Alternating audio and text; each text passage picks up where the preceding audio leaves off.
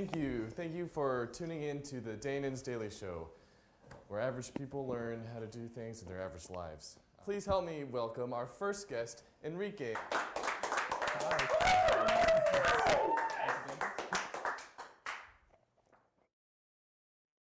Can you give us an abbreviated summary of what you do, just so that the audience knows where you're coming from? No, sure. Well, I'm a tax accountant, as you all know. I started about 6 years ago, just by accident, I guess, like anything in life. I have my own tax preparer like everybody else, the little guy right down the street, the 30 bucks guy, until one day I decided to start itemizing my deductions, like my doctors, my gas, and all that kind of stuff. So I show up with my whole bunch of invoices, and he says something like, you know what, that's not going to help, or sort it out yourself and then bring it to me. So I was like, that doesn't sound right. So after doing that, I kind of like wanted to see what, I kind of started reading the form myself, and I kind of did it myself a little bit. And then after my tax guy did it, it didn't look quite right to me. So yeah, so kind of like by accident, I guess. Now, a lot of our viewers have students in college. Can you discuss a little bit about independent versus dependent? Yeah, sure. Well, if you're under 24 and you're a full-time student, you can be someone else's dependent, meaning that someone can take the tax write-off on you. So wait till you're 25 years old, so then I'll be there to help you. You've been saying tax write-off a lot. Can you explain what a tax write-off is? It depends. Different tax situations apply to different kind of people.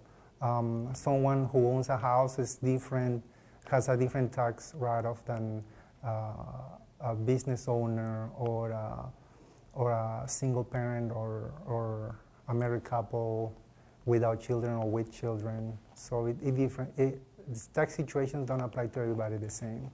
There are different tax breaks for everybody. Okay. Tell me a little bit about the IRS. Oh, the IRS, that's the good stuff. Well, I write a blog about taxes. I try to be as simple and funny as I could be. I know, even though I refer the IRS as the devil, but a few times, but I didn't mean it that way. We all do. So the IRS, believe it or not, is there to help you and me and everybody. They are trying to make sure that all the tax preparers are certified and they are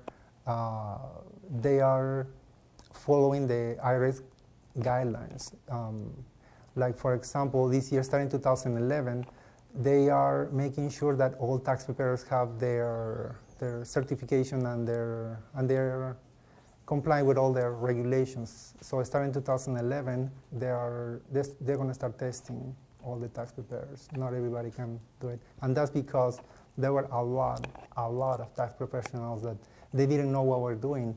And I can figure out, if I picture myself working for the IRS, and then someone's taxes come to me, and then I have to review it and then issue the check, the refund check.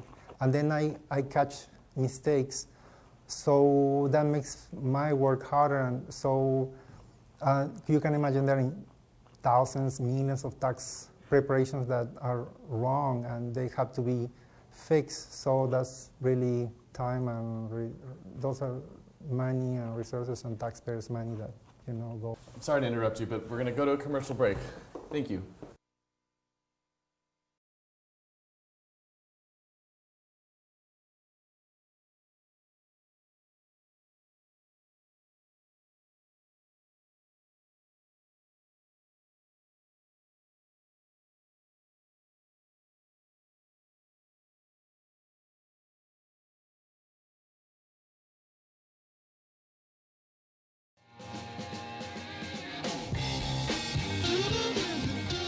Now, can I use a pet as a write-off? I'm not quite sure about that one.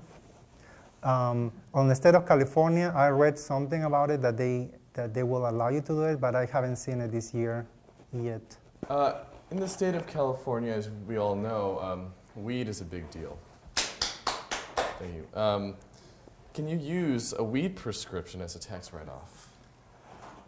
Probably you can, since it's legal in some part of California, and you have a medical prescription, then you might be able to write it off. But just for the state of California, I don't think the IRS will let you get away with that.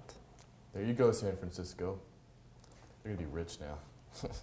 Now, can gay couples file taxes together?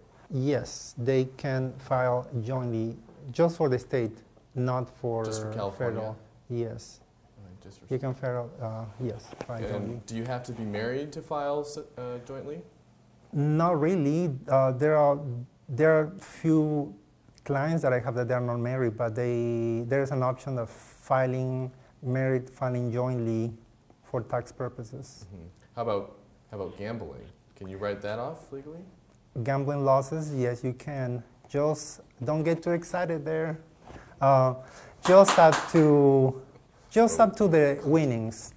Just up to the winnings. If you lost, I don't know, $3,000, don't expect to write it off just like that. You have to win $3,000 to be able to write it off.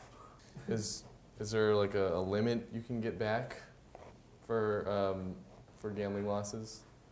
I mean wins. It depends. It depends. It applies different for different people. We're going to go to a commercial break really fast, but when we come back, we'll have some more questions for Enrique.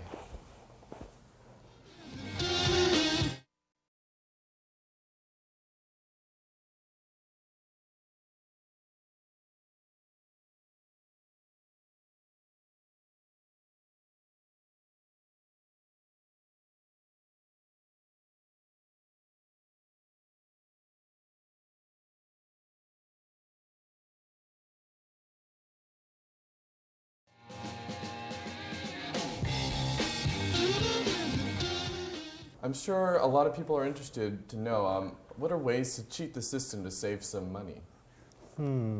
That's a tough one.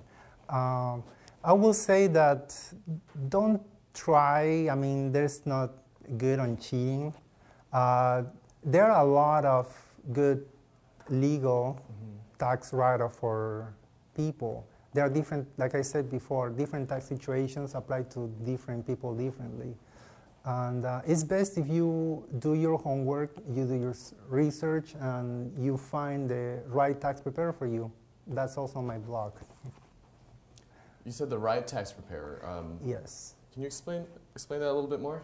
Yeah, like I was telling my story before, the tax preparers that I used to have, the old guy right on the street that charged me the $30, for me it was a really good deal, but it wasn't really, because it's like, anyone else can go to the store and buy their own software and then do the taxes themselves. And then they get, I don't know, if they don't know what they're doing, they don't know what to search. So they get like, I don't know, $100 refund when they're supposed to get $1,500 instead. That's why you need a good tax preparer. And also, not only to make a bigger refund, you need a good tax preparer that knows what he's doing so you won't get in trouble yourself. Well, if you could buy the software yourself, is there a reason to have your own tax preparer? Of course.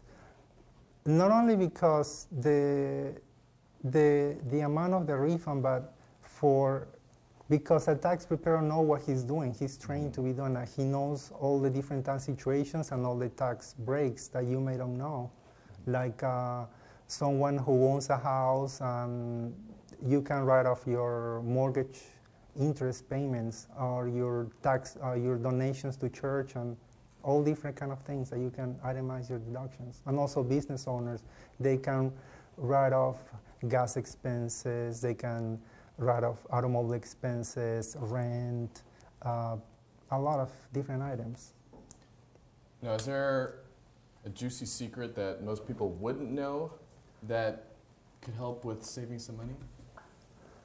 I wouldn't say call it juicy secrets, but they are kind of, I mean, if you know, yeah, they're tasty if you know what you're doing and how to use it. Those are the juicy ones. For me, they are juicy. If something is good, is correct, and it's not illegal, I mean, and you can use it to save you some money, then go for it.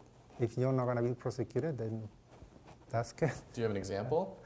Like I was saying, if someone just buys their own software and they try to do their own taxes, I mean, if they don't know what they're doing and they put the wrong number on the wrong place, then you could get in trouble. You can get I don't know, an assessment. You can get I don't know, different tax situations apply to different people differently. Mm-hmm. Now, we have just a short amount of time left, but you mentioned that you specialize in businesses. Yes. How does that work? I try not to encourage people to start their own business early in life, just like starting a retirement saving account. Like if you are in your 20s, and chances are when you start a business, you're not going to make money off it. So you should try to look what you like, whatever is entertaining or selling stuff, and then get the right stuff, and then start keeping your records and go for it. Thank you. Thank you for sharing this information. We'll be back after these messages.